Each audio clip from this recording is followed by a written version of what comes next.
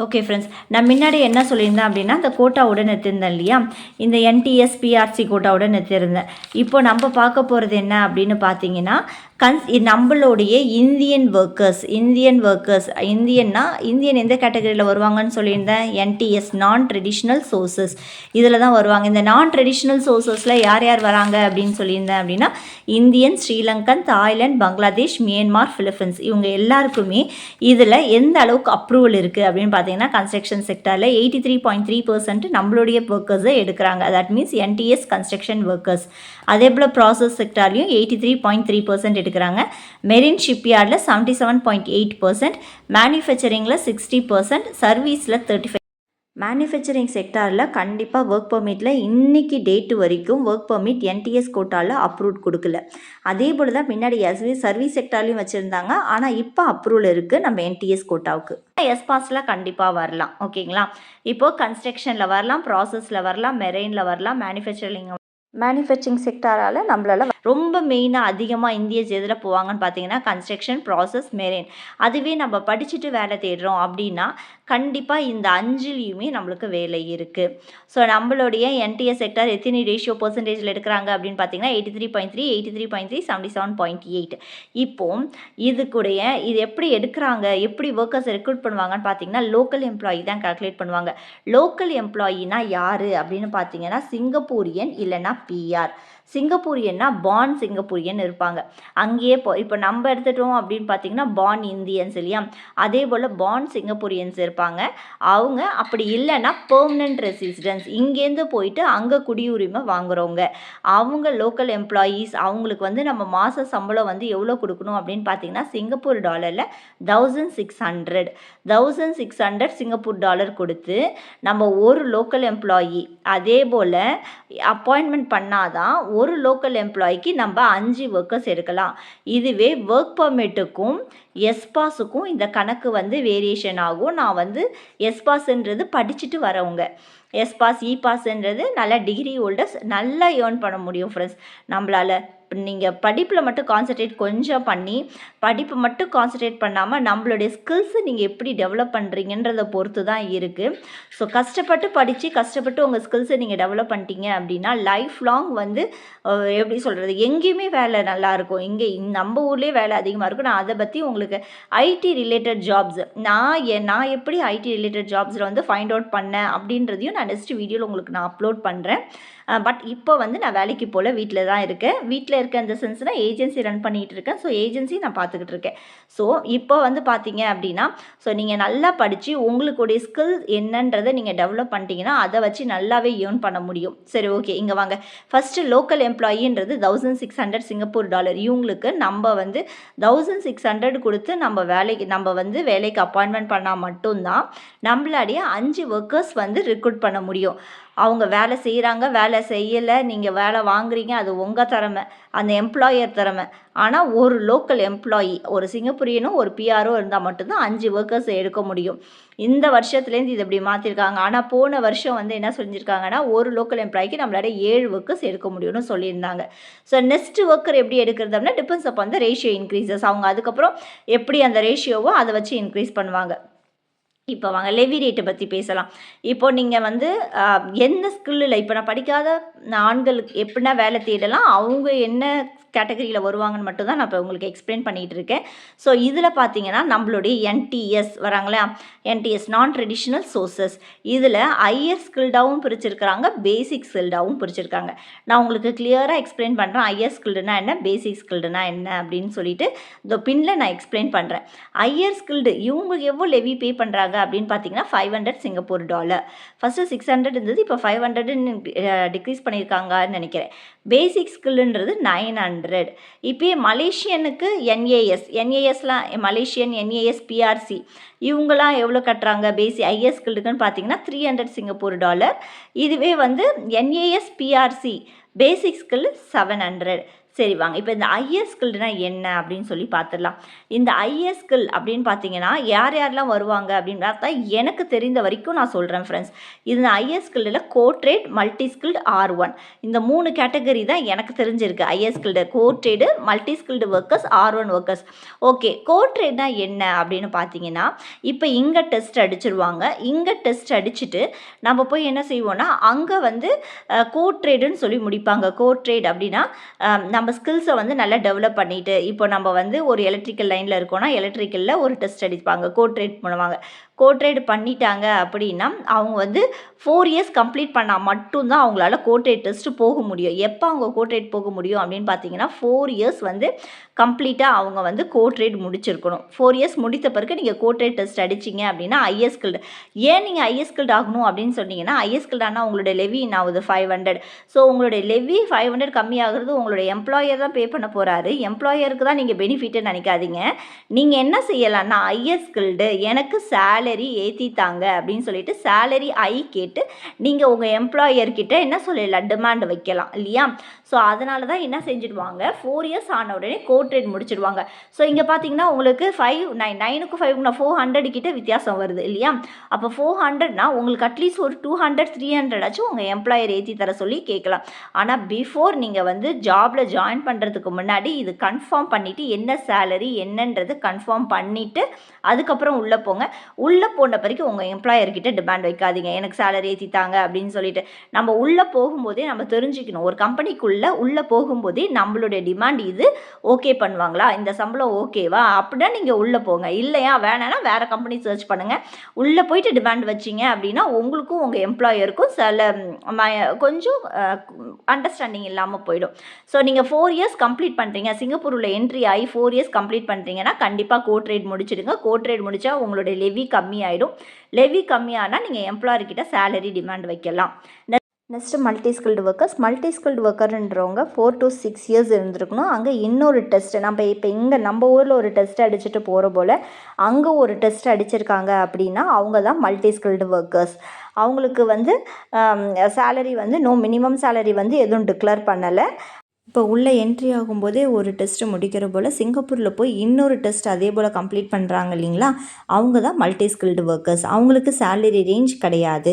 Next R1 workers. R1 ஒர்க்கர்ஸ்ன்றது புதுசாக test அடித்தவங்க, நல்ல knowledge இருக்குது, 1600 சேலரி போட்டு அப்படின்னாலுமே சம்டைம்ஸ் கவர்மெண்ட் அப்ரூவல் ஆகும். ஆனால் சம்டைம்ஸ் முக்கால்வாசி வந்து கவர்மெண்ட் ரிஜெக்டட் கொடுத்துரும்.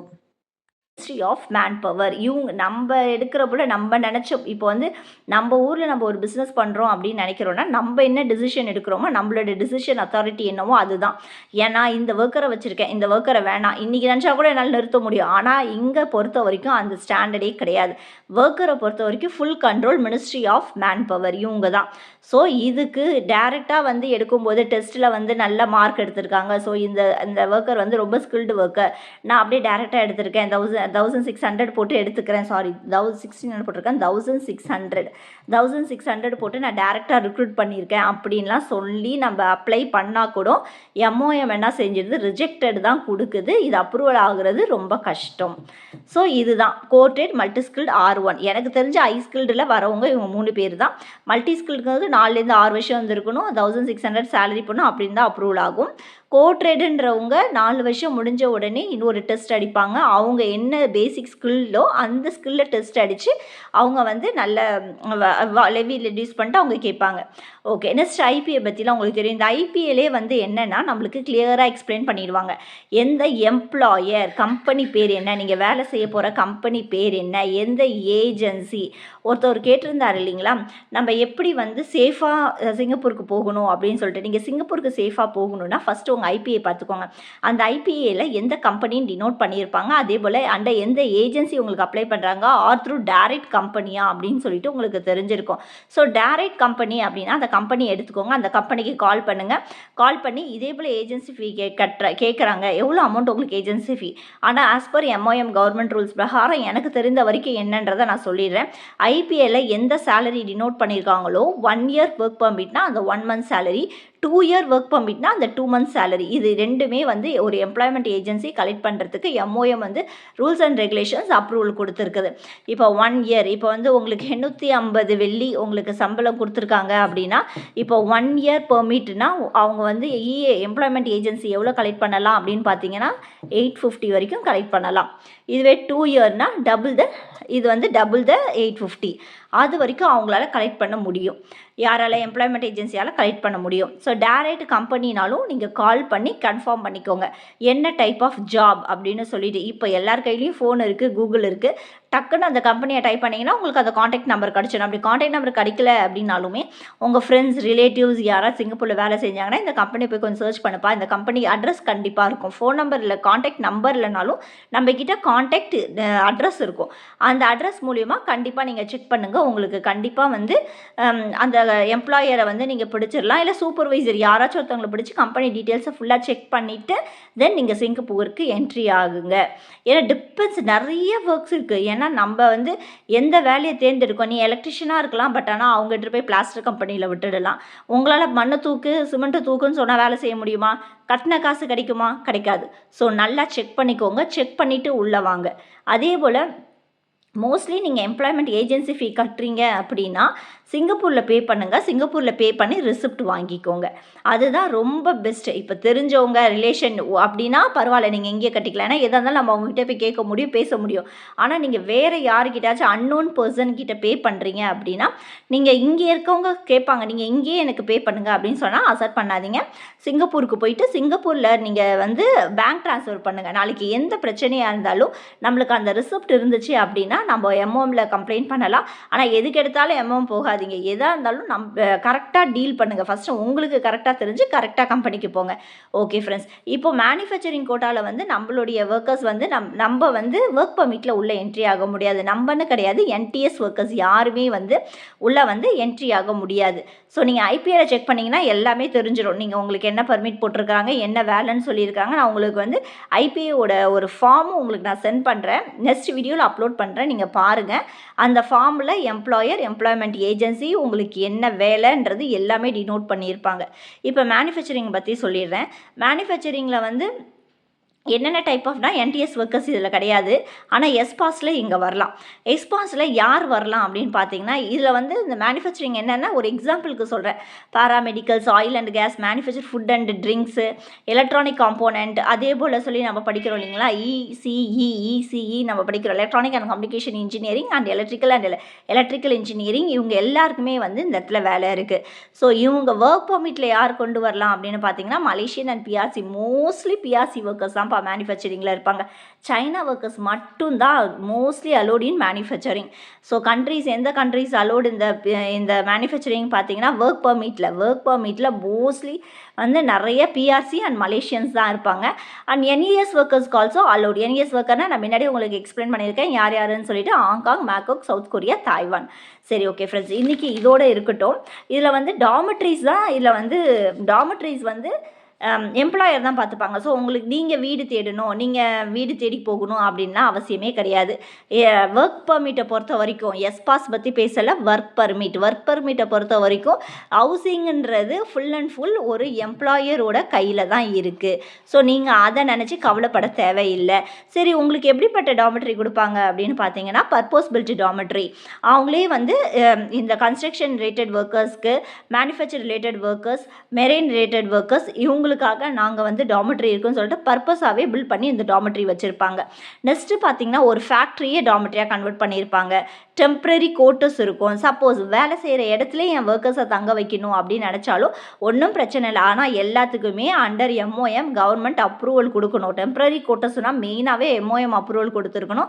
கன்ஸ்ட்ரக்ஷன் டெம்ப்ரரி கோட்டர்ஸ், HDB ஃப்ளாட்ஸே இப்போ வந்து HDBலே இத்தனை பேர் தான் இருக்கணும் அப்படின்னு சொல்லிட்டு கட்டாயம்லாம் இருக்குது. நம்ம மட்டாலும் இப்போ நம்ம வீட்டில் வந்து வந்து 20 பேர் ஒரு சின்ன இடத்துல இருப்போம். ஆனால் அங்கே அப்படிலாம் கிடையாது. எல்லாத்துக்குமே வந்து ஒரு ரூல்ஸ் அண்ட் ரெகுலேஷன்ஸ் இருக்குது. ஸோ இத்தனை ஒர்க்கர்ஸை நம்ம ஸ்டே பண்ண வைக்கிறோம்னு சொல்லிட்டும் ரொம்ப இருக்குது. ஓகே ஃப்ரெண்ட்ஸ், நெக்ஸ்ட் வீடியோவில் பார்க்கலாம். ஒரே வீடியோவில் சொன்னால் வளவலன்னு இருக்கும். ஸோ நெக்ஸ்ட் வீடியோவில் பார்க்கலாம். இப்போ நம்ம கோட்டா பார்த்தாச்சு. ஒரு ஒர்க்கர் எடுக்கணும்னா நம்ம எத்தனை லோக்கல் எம்ப்ளாயை அப்ளை பண்ணணும்னு சொல்லியிருக்கேன். லெவி ரேட் புரிஞ்சிருப்பீங்க. கோட் ரேட்னா என்ன, மல்டி ஸ்கில்னா என்னன்னு சொல்லியிருக்கேன். மேனுஃபேக்சரிங்கில் எஸ்பாஸில் தான் வர முடியும். எஸ்பாஸில் என்ன டைப் ஆஃப் ஒர்க்கர்ஸ் வரலாம் அப்படின்றது நான் எக்ஸ்பிளைன் பண்ணியிருக்கேன். உங்களுக்கு டாமெட்ரியும் நான் எக்ஸ்பிளைன் பண்ணியிருக்கேன். ஓகே ஃப்ரெண்ட்ஸ், பிடிச்சிருந்ததுன்னா லைக் பண்ணுங்கள், ஷேர் பண்ணுங்கள், மறக்காமல் சப்ஸ்கிரைப் பண்ணுங்கள். நெக்ஸ்ட் வீடியோவில் வந்து நான் இன்னும் டீட்டெயில்டாக எப்படி வந்து ஜாப் சர்ச் பண்ணலான்றதுலேருந்து நான் சொல்கிறேன் உங்களுக்கு. Okay friends, thank you.